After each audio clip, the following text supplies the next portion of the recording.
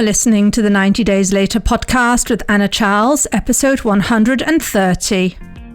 Welcome to the 90 Days Later podcast, where I show you how life with less alcohol is more fun than you think. I work with high achievers who struggle to drink a glass of wine without it turning into 2 bottles. I'm the one they call when they want to take it or leave it. So if you want to change your relationship with alcohol that doesn't involve counting days sober, you're in the right place. Hi everybody, and welcome back to the podcast.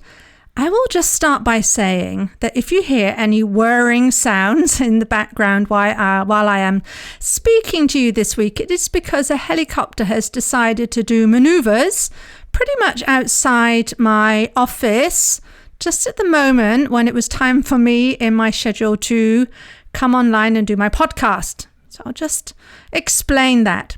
All right, so this week we are talking about feeling stuck. If you are feeling stuck, this one is for you, because I'm going to talk about how to get unstuck, how I teach my clients this, and actually some tools that I use in my life as well. So the first thing I will say is to figure out exactly what the issue is. Now you might say, Anna, it's because I'm feeling stuck. Well, we want to dig into that a little bit more. And I'm going to offer, it's going to be one or a combination of the following 8 varieties of stuckness. Who knew? Yes, 8 different varieties I'm going to talk you through. First of all, you don't know what you want. Now, this, for instance, might show up as you don't really know if you want to drink less, or maybe you want to go sober. You're not entirely sure. Maybe you'll just stay as you are. You're kind of toying with the idea, right? So you're not entirely sure what you want. If you own that, and if you are totally fine with, like, I don't know what I want, but it's not holding me back, that's one thing. If you are using that as kind of a pillar in which you sort of hang your hat on as like, yeah, that's why I'm stuck, that's where you want to pay attention. The second variety of stuckness I see a lot is you don't know what all of your options are. For instance, you might be thinking, I drink too much, but if I admit that to anybody, even my partner, my husband, my wife, it's going to mean AA and sobriety and full abstinence. That is what we are socialized to believe. Another flavor of stuckness number 2, right? You don't know what your options are, is you might be thinking, actually, I'm pretty sure I want to moderate. I want to be somebody who drinks in moderation. But what does that mean, right? There are many different guidelines out there for how this would show up. And maybe you haven't explored all of them. Maybe you're feeling a little hesitant about this, but there's actually a flavor out there of this that, yeah, you would actually leap at. That makes sense for me. It makes sense for your life, right? So this is knowing all of the options. The third variety of stuckness is you think you can't actually have what you want. This one is incredibly common. You believe it is a choice between having fun and drinking, or drinking less and being healthy while that not being so much fun. I want to offer, it is not either or, it can be an and decision. Number 4, you're afraid to make the wrong decision. How this shows up is you might commit to something and then you find out that's actually not what you want. Right? Is that going to mean that you've wasted your time, wasted your effort, and you wonder what will be better for your health? So you can kind of spin in indecision. Actually, you're not making any decisions. You're not taking any action because you're waiting for the perfect solution to come along, sort of pre-packaged for you. Number 5, you know what you want. That's okay. But you don't know how to create a plan that will allow you to create the result that you want. How on earth do you moderate, for instance? You might be thinking, I know that's what I want to do, but how do I do that? I mean, I just have never figured it out. Do not worry. There is a way. There's just a way to learn to do this. Number 6, you don't know how to implement your plan, right? Maybe you have been writing drink plans. Maybe you've been following along with my podcast, or you're active on some of the Facebook groups and so on, and you understand you need to plan, you get all that, but nothing's changed. You can write all the plans that you want and nothing changes, right? So that's the type of stuckness. Or another variety is you know how to implement the plan, you really do. So you write the plan, you know how to implement it, but you're not doing it, right? You're just kind of frozen. That's how that one shows up. And again, these things happen across our life, not just in drinking, right? So you know how to do it, but you're just frozen and you don't understand why. And then finally, you're implementing your plan, but you're not making the progress you think you should. And you don't know what to do next. You are trying so hard. This is actually a really tough one. This feels really hard. You're trying really hard. You're actually putting all the effort in. You believe you deserve better results, yet you're still not getting them. And that feels really, really stuck. Now, did you find yourself among one of these? Or maybe there's more than one that resonates. Or maybe you've moved from one type of being stuck to the next. Now, there's one common denominator between each of these 8 flavors of being stuck, and it is this: you're confused. Now listen, confusion is very sticky, right? So when we feel stuck, when we spin in this, we end up just getting even more stuck. So then the question becomes, how do you unstick yourself? Well, you do it by working through each step to figure out where your sticking point is, and then we go from there. Right? So you figure out where you're starting, which of the 8 you're in, and then you create action steps to take you from there. So I'm going to run through the solutions to 3 of these that I was talking about. Let's tackle, for instance, if you're not sure what you want, right? That's where you are. You're really not sure. Do I want to do moderation? Do I want to do abstinence? Do I just want to keep drinking? Do I want to go off and hide away from, what is it that you want? Well, first we have to get really honest with ourselves, and we really have to figure it out. The answer is not going to drop in your lap. Now, as part of this process, we're going to identify every option you have available to you. And I promise you there are going to be options out there you have not thought of because you've got limiting beliefs that are getting in your way and holding you back. So by asking yourself, really, what are all my options? That's a really great place to start. It's one of the things I do with my clients, right? We want to identify any of these pesky beliefs that we're out there where we feel sort of feeling constrained and to dismantle them. So then you can make a decision about what you want, free of what you've been telling yourself or that you've heard other people say. So I really want you to consider all the flavors of what could be possible, weigh them up, see how they feel, and then decide what it is you actually want. Have you even tried actually just asking yourself, what is it that I want? And then sitting very quietly with yourself. If you could have whatever you wanted, what is it that you truly would want? That maybe you don't even want to own up to anybody. Right? And start there. And let me make this easy for you. When you do this, I want you to remember there are no wrong decisions. There are just different ones. Now, remembering that's going to help you to dial down the pressure so that you actually can decide what you want, right? You don't need to worry about what your wife really wants you to do. She hasn't maybe told you directly, but you kind of sort of know it. Or maybe she has told you very directly, right? We can take those opinions in, but for this to work, this is really about you figuring out what you want. And then when you decide what you actually want, then from there you can make a plan. And it's like any other plan in life, truly. This is not magic. You just work backwards and you reverse engineer your results so that your path forward is crystal clear. And then all you have to do is focus on the next step and only the next step. Now you might say, but I don't know what those steps are, right? And this is where working with somebody like me will make this a lot quicker because I do know what the next steps are.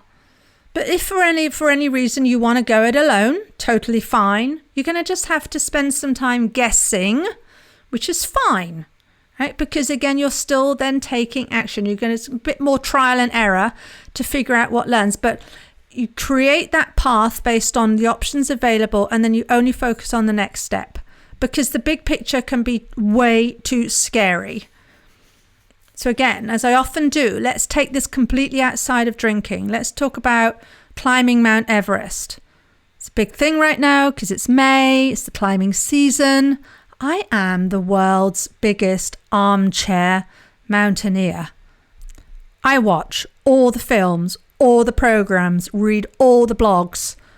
I have a bookshelf that is groaning from the weight of all the mountaineering books. I even have a book where it was the account of the very first successful summiting of Mount Everest, and I have all of their plans and all of the resources that they took, how much food and all the rest. I find it fascinating. It's really a thing for me. So let's talk about, we're going to scale Mount Everest. And believe me, I get it when you say wanting to take or leave the white wine can feel as challenging as scaling Mount Everest. So we would make a plan. So if you're going to do the climbing thing, you're going to want to probably learn how to climb, and you're going to want to climb some smaller mountains. You're going to want to learn to do some training with crampons maybe. And you probably likely want to visit a place where it's the altitude is very high, not even just to climb, but to acclimatize yourself to that. Right, we're going to do all those things. These are going to be mini projects in and of themselves. It's going to make sense to you. You're going to see how it will build to the final thing. You wouldn't be sitting there thinking, oh, this is such a pain that I have to learn how to use crampons. Right? No, you just think there's a skill I'm going to have to learn. I'm going to have to learn how to put them on, how to use them, how to deploy them, how to take them off, all of it. Just in the same way that when you're learning how to moderate your consumption, you're going to have to learn how to do that in company. So rather than saying, oh, this is such a pain, I've got to learn how to drink less when my friends are drinking. No, we want to just approach it as a mini project. It's a skill. So please, approach all of those mini waypoints, those things you're going to learn along the way with gusto. You don't have to enjoy it, but enjoy the learning process. You will get there more quickly, you will get your result more quickly, and it's going to feel better rather than just bemoaning the fact that you're having to do this, right? Totally different experience. Now, the second type of flavor of stuck that I want to just talk about here, what we would do is if you find yourself not executing your plan. This is another form of high-level stickiness. So let's look at that. So firstly, you want to write out the thing that you need to do, right? So if in this plan that we've developed, and there's going to be something that you know you need to do, or that you've decided to do, right? Let's put it in the more positive language. Which could be, for instance, I'm going to go to the wedding and I'm only going to have the glass of champagne. Or even I'm going to have the glass of champagne and I'm going to have one glass of wine at the table. Whatever it is, whatever, your next point is. What about that thing that you're going to have to do or that you've decided to do is causing you to resist? Right? And I can tell you what it is already. Really, I know. It's an emotion. That's all it is. It's going to be discomfort or fear or anxiety or maybe, frustration at yourself. It's going to be something like that. But here's what I want to ask you. I want you to ask yourself, what if your dreams are on the other side of feeling that emotion? What is so bad about that emotion that you're willing to deny yourself your dreams? Another little story for you. Years and years ago, I got to meet Senna, the racing driver Senna. Got to chat with him a little bit, got his autograph. In order to achieve that, it required 2 to 3 hours of standing in the paddock, I think it was at Spa in Belgium, outside his tented area in the rain, in the pouring rain. Didn't have an umbrella. We knew Senna was coming. They had told us he was going to be willing to chat to a few people. It was only about 5 of us there. But it involved all that discomfort. So I didn't know at the time it was going to take 2 hours. But even had I would have taken that deal. Because it's not always going to feel good. It's not always going to feel comfortable. And that's okay. We can handle a bit of discomfort. I could handle a bit of rain. You can handle a bit of feeling deprived. Now, the third type of stuckness I'm just going to talk about here is if you are someone who gets started, but you're still not getting the results, and that frustrates you because it keeps happening. If that is you, you really need to evaluate and course correct more so that you can start getting traction instead of spinning your wheels. Now, this seems really boring. I get it. You're probably saying, gosh, Anna, you're always talking about evaluating, please tell me something else. But no, this really is the work. This is how you clear up your confusion, how you get unstuck, because you see it when you write it out. And I've done other podcasts on evaluating. When you really do it, you will get the answers. The answers are there. You just don't see them right now. Now, all of this, every single thing I've spoken about so far on this podcast, everything is a skill you can learn. It's a skill of how you get yourself into deciding and taking action. Skills, people, not magic, not just inherent identities or things you're born with. Yes, some people find it easier than others, but that doesn't mean if you don't find it easy, you can't do it. How you address this is simple. You learn the skills to unlearn this behavior. What do you think about that? What if you just believe that one thing? That this is just a case of learning skills to unlearn the behavior of drinking too much. That's it. And then imagine if you were to take action from that belief, that if you followed my simple process, you would get results. Because I teach skills to my clients. That's what I'm a teacher. You're going to notice that a lot of my podcasts are very practical, skills-based. Stuff you can learn. I talk about this, so my podcasts have all the ingredients and working with me. What I'm doing is I'm just pulling the recipe together for you so you can get there more quickly, and we adapt it for your life. But just think about this, and let's do a couple of details. For example, what if you learned how to plan in a less restrictive way, which is what I teach, that you'd actually then follow it? Think about that. And then if you followed your plan, you really could rely on yourself to follow your plan, what would your results be? Or that if you learned how to handle yourself when you want to de-stress or when you want to keep the party going, that you'd build a different set of habits away from the nightly wine, right? You'd learn how to handle those emotions and how to deal with that.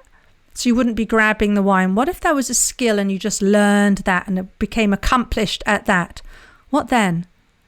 So think about that. It's skills, no mystery, no secret sauce, though it will feel magical. That's the witchy side in me. I do think this feels magical, even though it's absolutely practical. So that's what I want you to think about, people. Skills, not magic. Even though it feels like magic, it's totally possible for you to do this. And if you're ready to get unstuck, like I am just ready, Anna. I don't necessarily believe that I can do it. You can borrow my belief. But I'm ready to get unstuck. That is open to you today. The opportunity is there for you to stop being confused. Right now, you are exerting so much energy on feeling stuck and spinning in confusion. You could take that energy and devote it to taking action that will get you the result that you want. Work with me, follow my simple process, and that's going to get you results. And if the area that you struggle with the most is maybe accountability, I have really good news for you. I am going to be running a free webinar in June on this topic. So if you would like to sign up for details about that, go to 90dayslater.co/accountability-webinar. That's accountability-webinar. So you can sign up and then you'll be on the list and you can learn all about that webinar. All right, that's it for today. I will see you next week. If you like what you're learning in the podcast and you want to take the work further and achieve total freedom around alcohol, let's talk. I help my clients stop reaching for that first glass of wine the moment 6 p.m. rolls around and they don't miss out on life. Email me for more information on anna@90dayslater.co. And if you did enjoy the show, I'd really appreciate if you'd leave a rating and review to help others find the 90 Days Later podcast.